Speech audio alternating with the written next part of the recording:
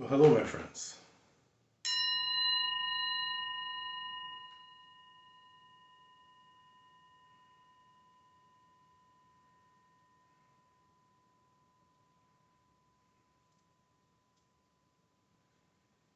Let's take a nice easy breath in and an easy sigh.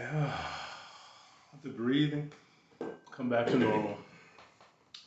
So welcome to Touching the Edge, and we're in our preparation for the election and beyond, to move into this election period with tranquility, with equanimity, with a sense of confidence about what will come.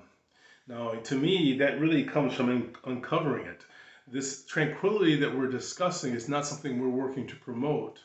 We're working to uncover it. It's already there.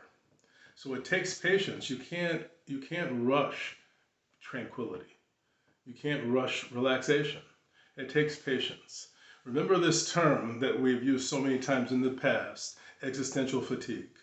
Existential fatigue is when you feel worn out by disappointment, by long-standing worry and anxiety, through resentment. There's a lot of things that create it, and it happens throughout the course of our life. It's like we develop a bank of this fatigue throughout the course of our life. The further we get into it, the more we begin to tap into our adrenals, all the way to the point that we end up into existential exhaustion, where we can't go on.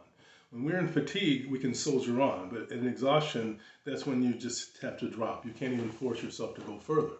So it's important for us to inoculate ourselves against this fatigue, and that comes by what the Lotus Sutra calls the magic city. So we need to go into the magic city. The magic city is overwhelming practice, visceral practice, practice that's so powerfully overwhelming that you just can't hold on to what you're worried about, or you can't hold on to what you're fixated about.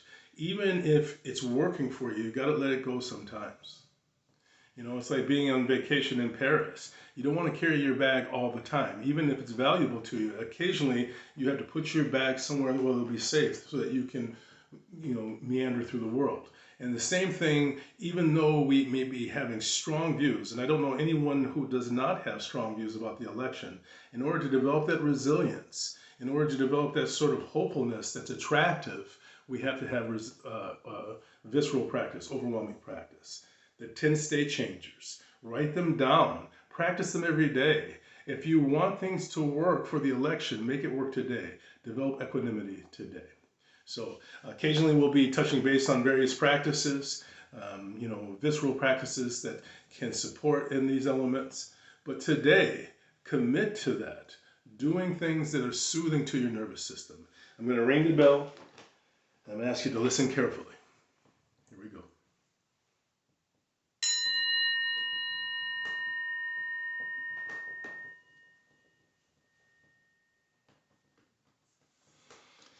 In our practice, we talk about the still burning flame, the flame that does not fluctuate based on the happenstance in the world. It's always stable.